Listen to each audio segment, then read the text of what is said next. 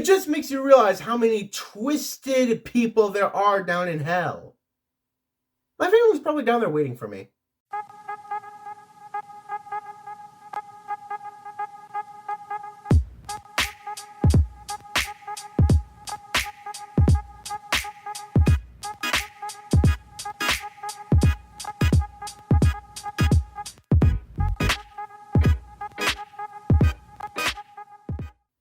What up, everyone? It's your boy Floz and welcome back to another episode of Tear Up.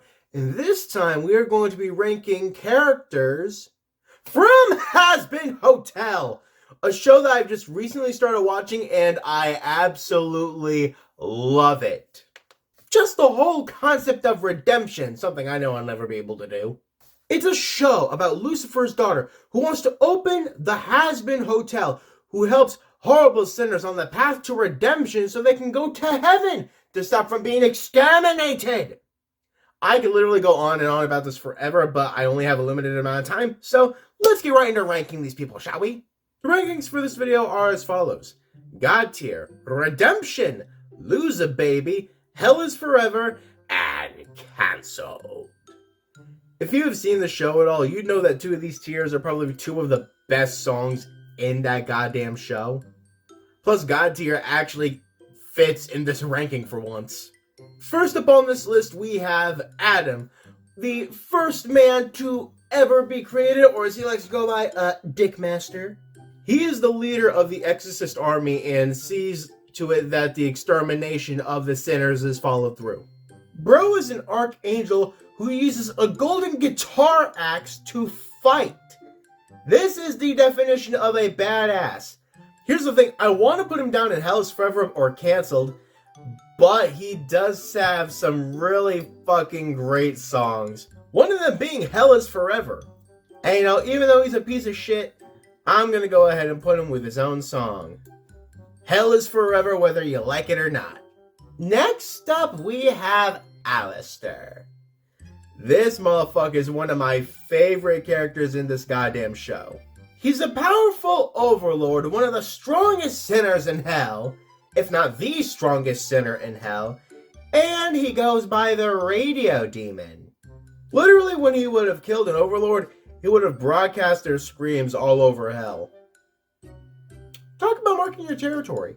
One thing I gotta say is that this guy definitely needs more solo songs in the future seasons, and I'm praying that they come about soon. His face is always in a twisted smile. I literally don't think there was a single scene where he wasn't smiling. And that is a very interesting backstory that you'll have to learn for yourselves. In my opinion, this guy has the capability to become a god. And doing so, I'm going to put him up in God tier. That seems like the fairest thing to do. Next up, we have Angel Dust. Angel Dust is probably the most famous porn star in hell. He'll have the horniest sinners itching to knock down your doors. Angel Dust was the first and only resident of the Hazbin Hotel, maybe seeking redemption, but mostly just to get away from Valentino, who is someone we'll meet later on. Whatever sexual act or drug you can think of, I can guarantee you Angel has done it. And Angel has got a killer voice. You really got to hand it to Blake Roman on that one. I'm contemplating between the top two tiers, and honestly, I'm going to go ahead and put Angel Dust up at the top with Alistair. I don't know why, he's just one of my favorites. Next up, we have Carmilla Carmine, who is the biggest weapons dealer in hell. In fact, I think she's the only weapons dealer in hell. She's also one of the various overlords, and also learned of a way to kill the angels, which is using their own weapons, made of angelic steel. No matter what, Carmilla always tries to act in the best interest of herself and her daughters, because they're literally the only two that she loves more than anything in hell. She'll create a giant weapon for an evil motherfucker to destroy hell to save her daughters. Watch the show to understand what I mean. And I've definitely heard a few conspiracies as to Carmilla's true nature. But we're not going to worry about that right now. I think I'm going to put her one step lower in Redemption. Because I love her character, but she's definitely not like one of my favorites. Next up, we have Charlie Morningstar, the daughter of Lucifer. She was the one who created and opened the Hazbin Hotel as a means of saving her people from the extermination by redeeming their souls so they can join the others in heaven. Wishful thinking. I can guarantee you, Charlie would look at me and be like, yep, he's a lost cause. And with some of the songs she has in this series, she has quite a set of pipes, damn. And I'll definitely say I loved her in season 1. Season 2, it kind of dwindled a little bit because she became obsessed with trying to restore the hotel's reputation after a certain someone else on this list did everything in their power to trash it. When I say she became obsessed, I mean obsessed. But still, overall, she's one of my favorites. So I'm going to go ahead and I'm going to put her up in God tier. I do believe she has the capability of becoming a god. I mean, she kind of is, in a monarch sort of sense. Next up, we have Cherry Bomb.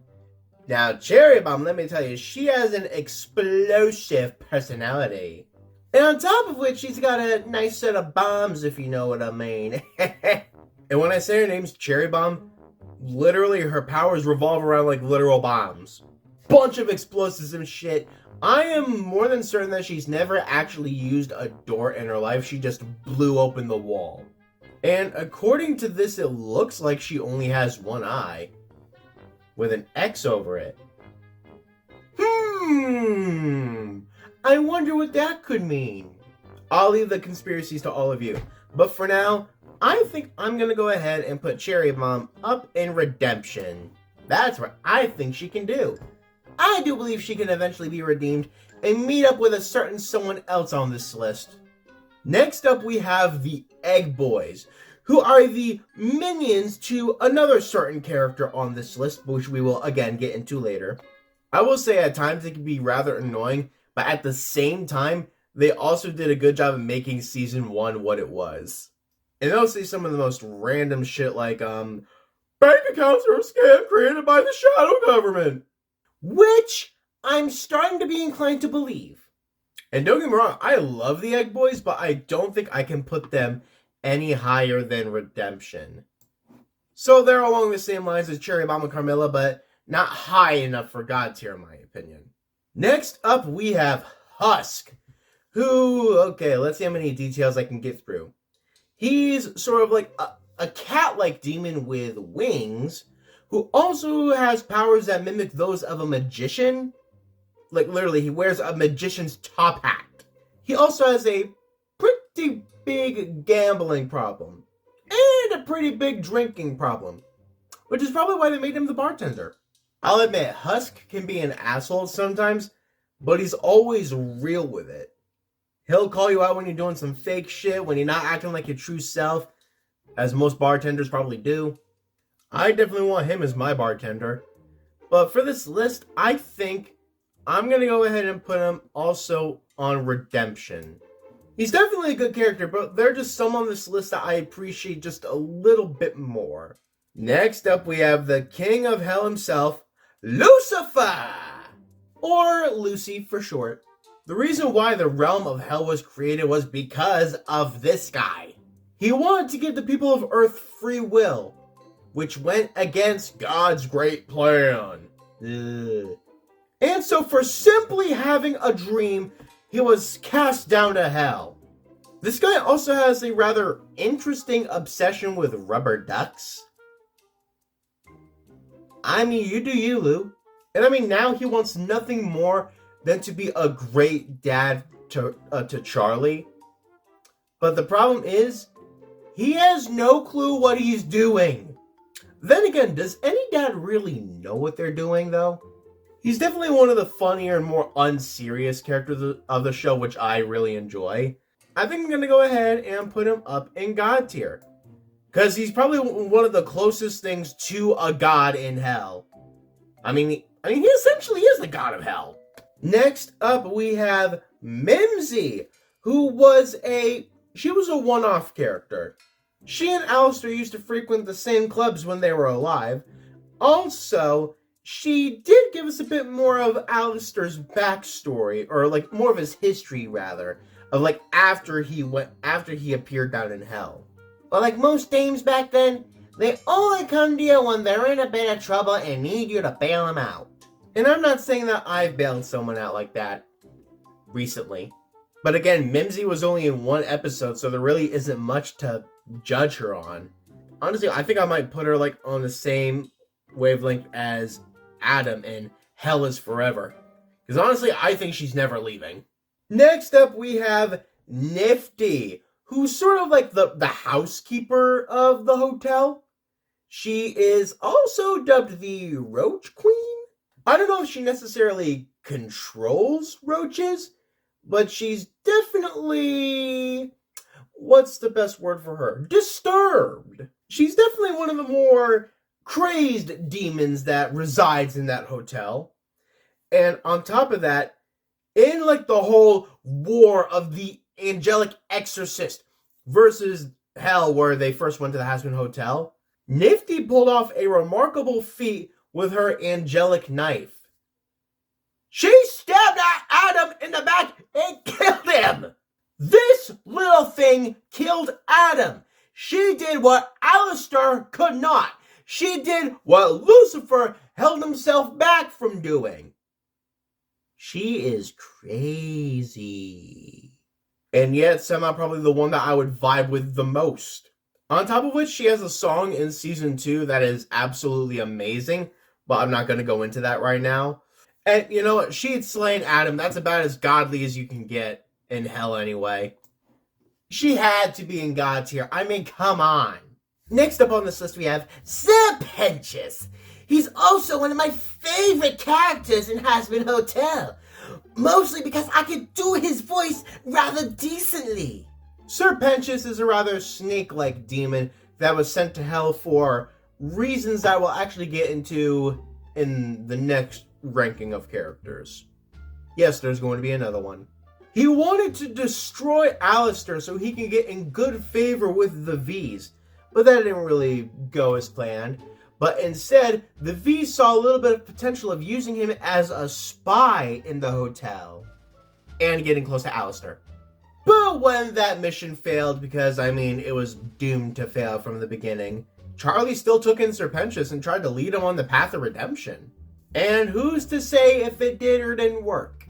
But like, even for being a demon, he's definitely like one of the most lovable characters in this show. I feel like everyone has to agree with me on that one.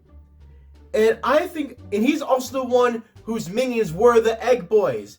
And also the one who had a pretty big conflict with Cherry Bomb. They were arch nemesis. A whole turf war they had. But it seems that Serpentious had a little spark for Cherry Bomb. No pun intended. So I think I'm going to go ahead and put him on the tier with his two greatest loves. Cherry and his minions. Next up on this list we have Vaggie, who is Charlie Morningstar's love interest. Go lesbianism! She's definitely like the more hardcore, brutal one, yet presents more feminine? I don't know how that works. Clarifying, I am a straight white man who is completely incompetent to the ways of lesbianism. Please do not be angry with me. But Vaggie, as we've learned later in the series, is actually a fallen angel. Not only that, she was part of the Exorcist army.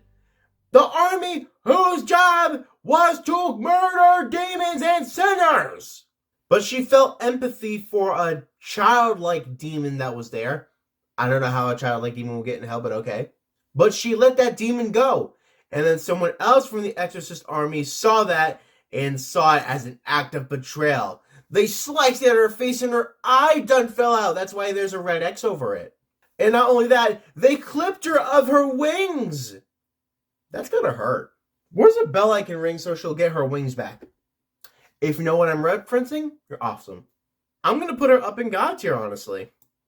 Again, one of my favorite characters, and I'm scared she'll murder me if I don't. Next up, we have Valentino.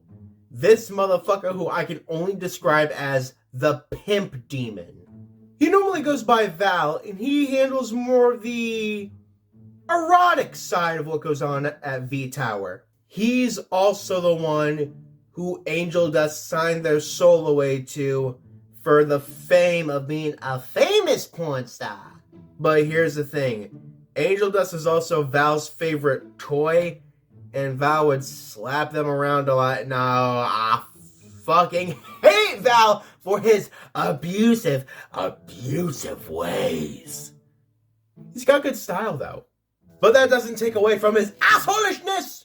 So I am going to need to put him down and canceled. I hate him! It just makes you realize how many twisted people there are down in hell. My family's probably down there waiting for me. Next up, we have Velvet, another member of the V's, who, let's see, what can I say about her? She handles more of the social media aspect that goes on down at V Tower. She's also like the biggest like fashionista. And I mean, looking at this, she literally looks like a goddamn Bratz doll. And when she and Nifty fought in season 2, yeah, they fought in season 2. You'll have to watch the show to understand exactly what I mean.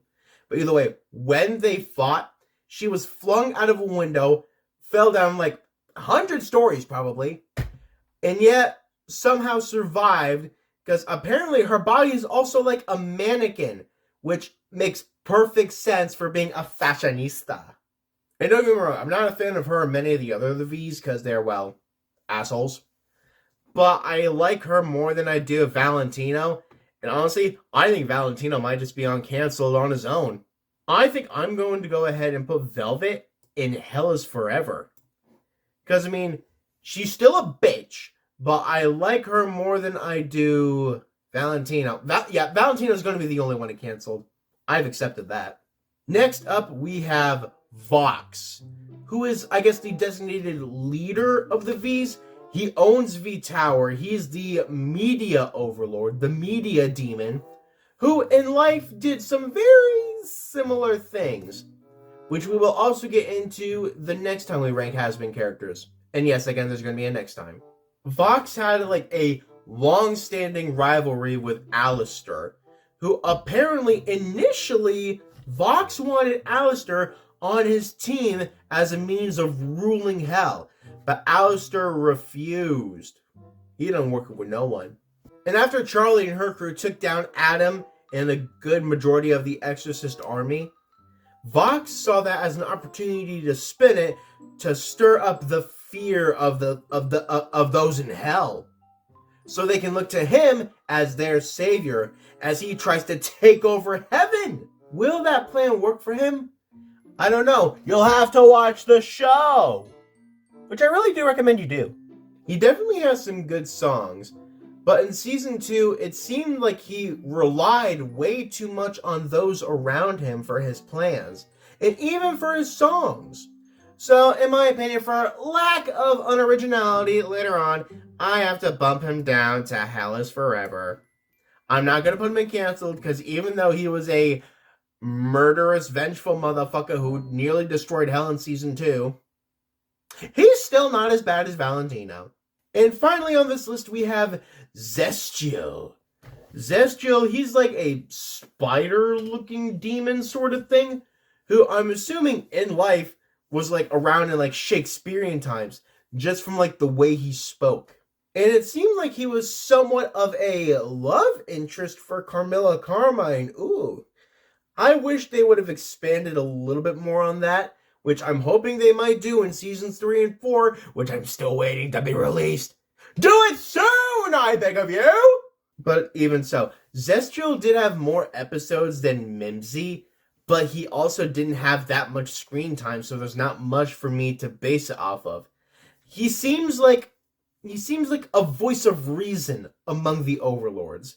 That's the best way I can put it. And you know what? I'm actually looking at this. There's no one yet in Loser Baby, the middle tier. So being the voice of reason, having the middle ground, I'm going to put him in Loser Baby.